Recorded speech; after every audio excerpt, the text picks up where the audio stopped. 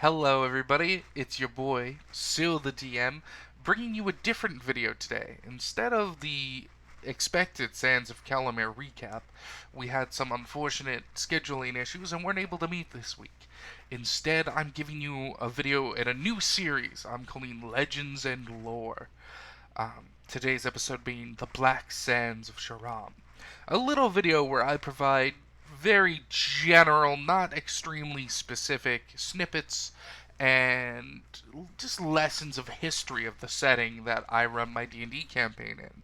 This setting I made when I was 12 and I've been building and working on for the past 16 years.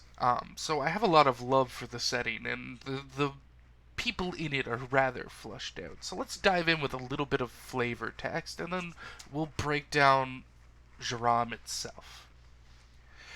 Long ago, while the gods were new to the world, a lone figure found the land to the south, seemingly endless, barren black sands, racked by the force of strong winds and powerful storms.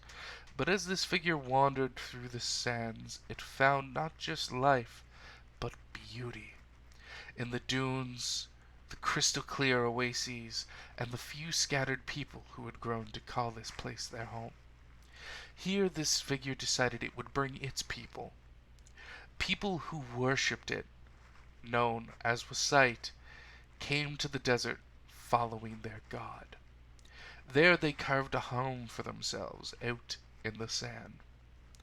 And following the words of their god, they fell into peaceful relationships with the bird folk of the desert, who would come to find their scattered settlements a welcome safe haven in their nomadic flights across the desert.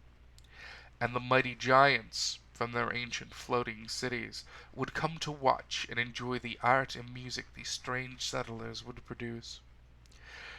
The god lived among its people, happy at their progress and sharing in the beauty of the land with them for an age, as others learned of the sand's bounty. Yet for all the peace, prosperity, and joy that came from the hard, honest life of the desert, it was not to last, for the only stability in the world is that change is ever present. Gerame, one of the largest and inhospitable landmasses in all of Tyr, the name of the planet on which my D&D campaigns are set, is a titanic desert of black sand, sharp rising cliffs, and long ancient ruins, all scattered around beautifully rich and vibrant oases. Over 12,000 miles wide and nearly twice that distance long, it stands out on the Southern Ocean as a bulwark the likes of which is rarely seen in the world today. In the time prehistory, before the days of the First Age, it is roughly agreed upon that the people of the Aviax and Cabotian tribes were the only people to exist in the desert. The ingenious bug folk with deep underground cities and tunnel that still to this day, though many of the cities have long since been abandoned since the dawn of the Fourth Age, exist within the core of the desert. The Aviax, alternatively, lived an almost purely nomadic existence, following the seasons as they flew from oasis to oasis in great flocks. There was not a record of there being a notable surface settlement in the desert until nearly the year 500 of the First Age, where records seem to imply that an Aviax hero, known only as Sky, suggested to the elders of the many different tribes that a single fortified position in the heart of the desert would give their people a permanent place to roost in their old age, or should they simply decide that the life of a nomad would be unfitting for them. This led to the first city of Gerame, that to this day remains the continent's capital, Calamare, built under the shadow of the great mountain Shard that the Cabotians named Quostaln, the Bloodstone. It would provide great protection to the city from the south, their mighty wall expanding out greatly all around. Though not confirmed in the records, it is heavily implied that the god, Wasite, helped and aided the Aviax in the construction of the city's walls, an agreement that they would allow his people, tan-skinned humans with dark red eyes, the shelter of the mountain shadow as well. By all was said and done, the boundaries of the city wall encompassed a space just over 5,000 square miles. Once completed, the AVX began to construct buildings proper, creating a vast city of spread out, towering buildings that were built with the flight of the bird race in mind. Scattered throughout were lower, sturdier human settlements. It was here, while harvesting stone from the mountain to build, with the aid of their giant allies, that the people of the desert surface discovered the dwarves of the Shard. A proud people, at the time led by a triumvirate council of Aetherius Balstone II, Edelgard Province I, and Rizwin Granitebite III. The dwarves of Shard at first were leery and quickly came to defend their mountain against the strangers who had come to steal their stone. The reluctance of the surface dwellers to fight back led to an initial confusion of the dwarves, as when they sent soldiers to attack the mining teams, they found what they thought were their enemies surrendering or fleeing without a fight at all, seemingly nearly as confused as the dwarves were. Gradually, over the course of months, the multiple parties involved began to contact one another through more peaceful methods, and the dwarves came to understand the purpose of these invaders. And peace came between the races. The dwarves not just allowing the AVX and humans to work the mountain, but aiding and joining them in the construction of their city, for they had fallen in love with the rich, spicy food of the AVX and the brilliant art and tactical ways of the Wissicians. In turn, the dwarves gained access to a great trade city that would allow them to show off the pride they carried as craftsmen to new people who would lavish onto them great boons in return for what the dwarves would consider the best of the worst of their tools. An alliance formed between these three factions, a bond that would succeed through time, and the tri-populated city thrived. The humans and dwarves would live in the city year-round, while the AVX tribe would come as if in waves, sharing their homes with one another, taking control of their part of the city as if on an internal calendar that only they could understand. With the help of the AVX hero, Sky, the Wissician humans spread out to other parts of the desert. Choice oases that the keen-eyed hero felt would need additional protection from the elements, and with the aid of the great cloud giants and their flying cities, to carry heavy stone from the Shard out into the waste, great cities were created all over the desert. Ras Moran, Ras Valaketh, Shangri Khan, Desol Khan, and more. Many cities that now lie in ruin and forgotten, consumed by the Black Sands, began to pop up all over Gerame. It was during this time that Calamir prospered the most.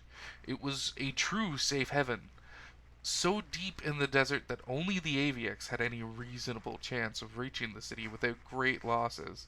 An invading army would lose so many to the sands that it was naturally protected from invasion, and should an enemy ever make it to the walls and the worst should happen, the Shard was dotted with small entrances to the dwarven mines and secret safe houses that the people of the city could flee to in order to avoid the invading force. It was around this time that a force did indeed attempt to invade. A force of elves and Eladrin from the continent of Ultan attempted to assault the desert from the ocean to the east, putting several Wissician cities to the blade as they pushed into the desert, having heard legends of the power that was growing in the desert's gem, as Calamir had grown to be called by those who had come to learn of it, and leave the black sands of the desert. It was during this battle, in the now ruined sacred site of Changra Masal, that the hero Sky, battling with the Eladrin general Hiazo Hadarame, fell. The Eladrin, rumored to have been a lover of the Fey Queen of the Spring Court, Titania, fought against the Aviex, who had been a beacon of hope and peace to his people for nearly 300 years by this point. For 5 days and 5 nights their fight continued. Fearing that his defeat would mean the end of his expedition and the death of his men, Hyazo called upon his lover's aid, bringing forth a powerful Fey blade. For as the fight had gone on, Hyazo had learned that Sky, the legendary hero of the Avix people, was wrapped in a shrouding wind so powerful it made the man look like a storm of blackness from the sand, refracting the light off of his purple-black feathers and dark, piercing eyes. Sky fought without weapon, for the Birdman had no need. Each strike of his palm or swift click he delivered sent winds that would shape the dunes around him, and he could switch between fighting on the ground to jumping hundreds of feet in the air to push back the griffin riders with the smooth and graceful ease of a practiced dancer. But now, equipped with this powerful Fey sword, and enhanced beyond his mortal limits with Fey magic, Hyaozo battled the mighty Avix as an equal, the battle ending with both of the great generals falling to the other. Both sides, devastated by the loss of their beloved leaders, fell in retreat. The body of Hyaozo was recovered by the elven princess, Ayame Oduraha. I made the name, you think I could say it, right? Odoruha. There we go. Ayame Odoruha. While Sky was carried gently on the wind, summoned by his dearest companions, Ramza, Kral, Dane, Abraham, Suth, and Leonis. The six would take up the mantle left by their fallen hero, and in the age that would come, would become the heroes the people of Gerame would need them to be, fighting off fierce invading monsters, aiding those of their people stricken with famine or plague, guiding the lost, and coming to the call of those who would cry to them in the night. It is the belief of the dwarves of the desert and the Avix who still live there to this day that at the end of their lives the six gathered together somewhere near the top of Shard, looking out over the desert that was their home. And there they met with the spirit of Sky, their long-lost friend, and transcended into something not unlike godhood. To this day the peak of the mountain is considered sacred ground, where none, not even the dwarves, will tread. The peace that Sky and the flock of six brought to the land would last for centuries. The desert would thrive, and her people would be quite happy until the 4th year of the Third Age. During this time, the forces of the Empire of Man were locked in a fierce struggle against the two elven kingdoms of the Sun and Moon. And so all-consuming was this war that the Emperor himself, Kerrigan VI, did not notice the movements of one of his vassals, the Tsar of Cameroon. Wallace Cameroon, the Tsar, had aligned himself with an elf woman whose name is unrecorded as far as historians could tell. The woman had come to the young Tsar, assuring him that he could conquer all of Gerame with her aid, and the aid of the duchies under his command. To no longer be merely a Tsar, a toady to the Emperor, but instead a great desert king, with a power and land able to rival the body of the Empire itself. During the years that had passed, the Wissitian humans had grown distant to their cousins to the north. The northern humans felt the Wissitian rituals and religious beliefs and practices were barbaric and animalistic. It provided the Tsar of Cameroon the potential deniability of rationalizing his actions as a holy war to purge or convert the heathenistic Wissitians. So quickly rallying forces while the Emperor was occupied, Wallace marched into the desert. A normal advancing force crossing the hot and temperate jungles of southern Krelvain, only then to march into the fierce black sands, would stand no chance against the aerial tactics of the Avix and the sheer power of the Wissitians.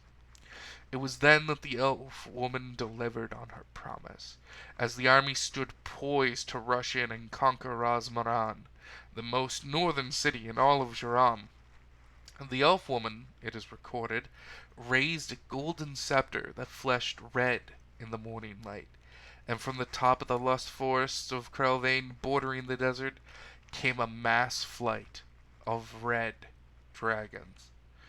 Using a powerful artifact, one of the 10 dragon rods, the invading army conquered the desert using its mighty dragons to ferry troops and annihilate entire cities.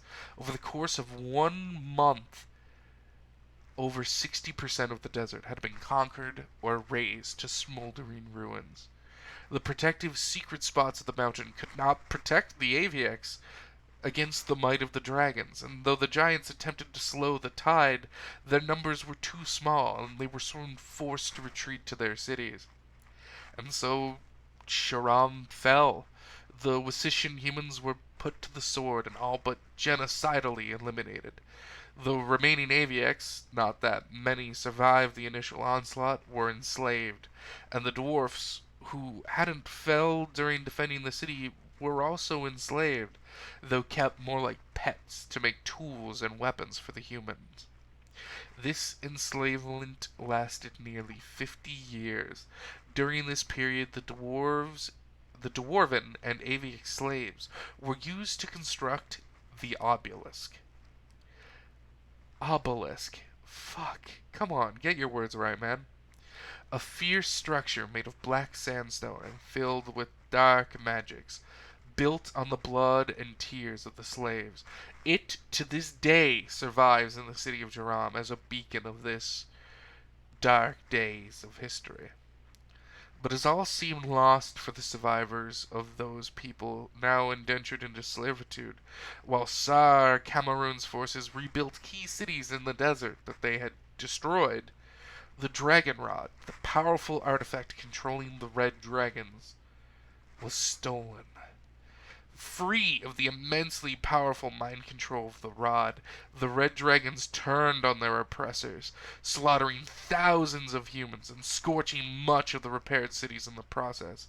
The Tsar survived by barricading himself and a fraction of his armies and other nobles within the obelisk, for so strong it was that not even the eldest of the Red Dragons could topple or pierce it. Satisfied in their revenge, the dragons left to return to their lives, and the Tsar returned from the obelisk with a much diminished force, and they were much crueler to the slaves now to maintain their position, attempting to keep them from realizing how hard the dragon's rebellion had hit their forces. During this time, a coup occurred in the empire proper, and a new dynasty, that of Wiston Dauntless I, was formed. Learning what had transpired in the desert and the genocidal crimes of Cameroon, the new emperor personally led a force to liberate Gerame. Killing Cameroon and the entire lines of all those duchies who had sided with him, down to the last child, he liberated the slaves, but the damage had been far too severe. The numbers of surviving Aviacs were too low. Too many full flocks had been exterminated either in the initial onslaught or in the decades of slavery that followed. Without the Wassitians to maintain and populate their cities, it was likely that most, if not all of them, would fall to the waste of the Black Sands in quick succession. So, with the acceptance of the few remaining flock elders, the emperor installed new nobles, hand-picked to help bring the continent back from the brink. The entire western coastline would be devoted to the Aviacs, and the humans spent the following 60 years reconstructing cities with and for them along the many high cliffs that would protect them from the water.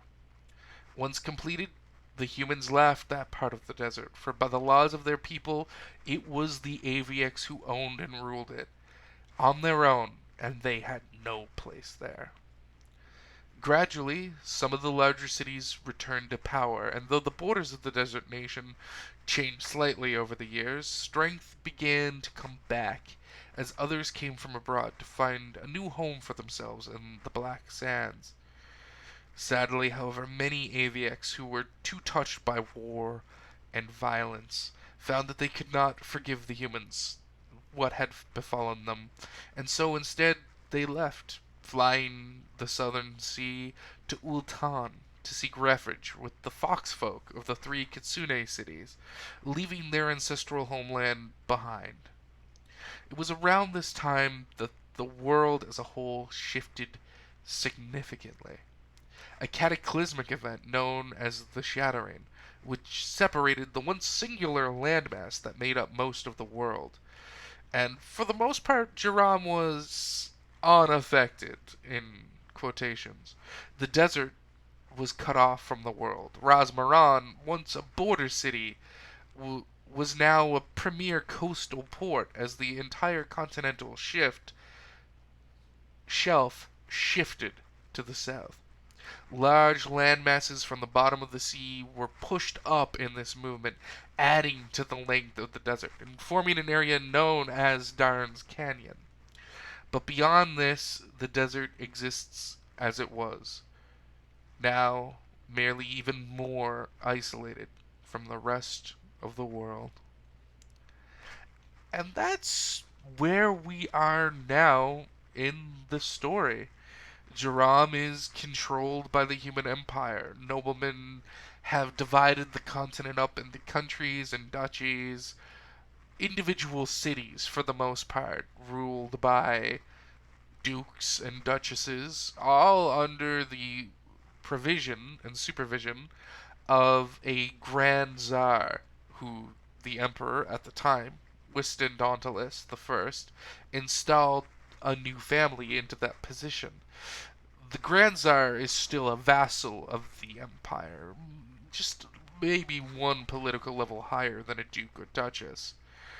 Surely he has authority over the people who are his vassals in the desert, but he still pays taxes, homage, and is the inferior, excuse me, to the Emperor of Man. The Aviac cities have grown much stronger since this time, and their population is thriving. They're regrowing. They're not to the point where they were when all of this horror went down, but they're recovering. The dwarves are stronger than ever. Many of their noble houses have repopulated greatly over the last 200 years. And Gerame is healthy for now. We will have to see how the adventures of our players in the Sands of Calamere campaign have to affect this. Also, the campaign might go through some sort of change in name, should the players ever leave the continent. I want to thank everyone for coming by and listening to this video. If you have any questions about Gerame or other little snips and snippets, feel free to ask. I can't promise to answer everything, as if it would spoil the campaign, I'm heavily inclined to keep it hush-hush. But a lot of things of ancient history can be discussed, as it's just something the players wouldn't know, not something that would affect their decisions going forward. I want to thank everyone for coming by. Please like, share the video, or share the channel with your friends, as that would really help me out. It keeps me motivated to make these videos on a weekly basis, seeing people like them, view them, give them thumbs up, leaving comments. The interaction is what drives me to create content. And beyond that, I hope you have yourself a truly spoopy Halloween.